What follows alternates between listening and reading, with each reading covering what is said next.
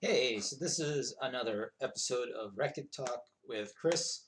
And so this is going to be another episode of You Need That Rekkid.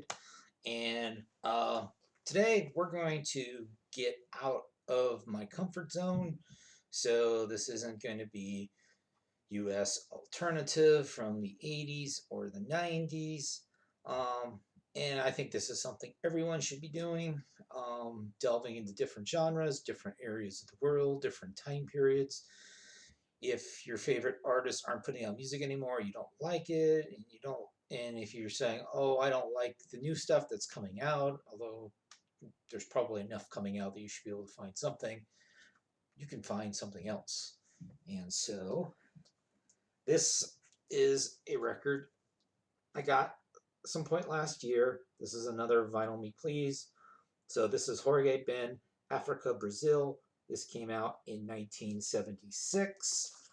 Because Vinyl Me Please, of course, we've got the tasty yellow vinyl.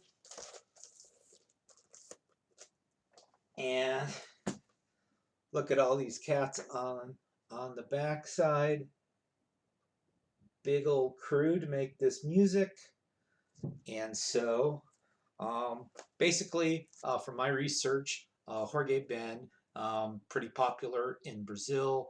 He kind of took samba music that he'd been doing acoustically.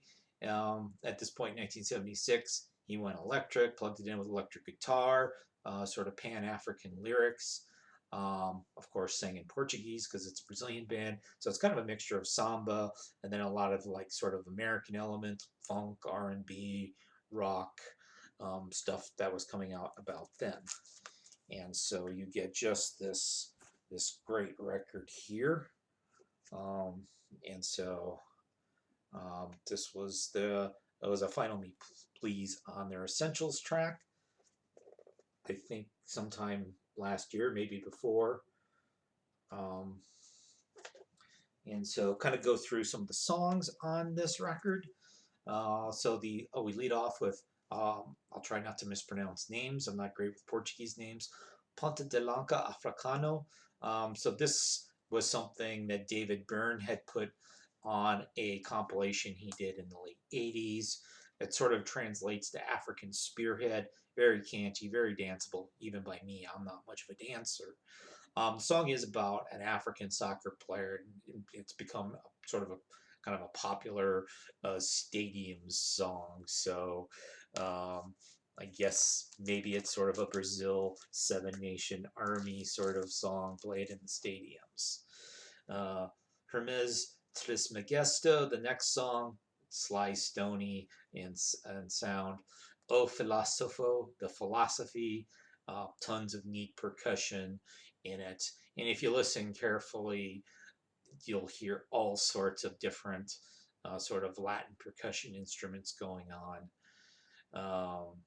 Mus Filhos, guitar and the piano coming softly in the background over some pretty soulful singing at the beginning. Then the percussion comes in, and it is time to shake your ass because that's kind of an overwhelming theme of this song. It's very danceable, very funky. Uh, O Plebeo, I kind of think of it as the La La La La La song. And then the final song on the first side is called Taj Mahal. Apparently, it was a remake of an earlier song that he had done. Um, and it sounds sort of like a better version of Do You Want to Be Sexy, the Rod Stewart song. It turned off that Rod Stewart ripped off the melody from this song, ended up getting sued. Um, and apparently, Rod Stewart ended up donating his royalties from that song to UNICEF as part of the deal, at least according to Wikipedia. Uh, but I like Taj Mahal better than Do You Want to Be Sexy. Then on the flip side, Chica da Silva is my favorite song on this record.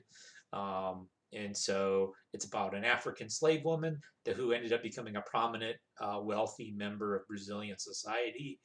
And apparently, there was a big movie that came out in Brazil around that same time that was based on this historical figure, Chica da Silva. I think this song might have been part of that movie. Don't quote me on that. Then Historia de Jorge. I wish I knew what he was saying in the song besides his name.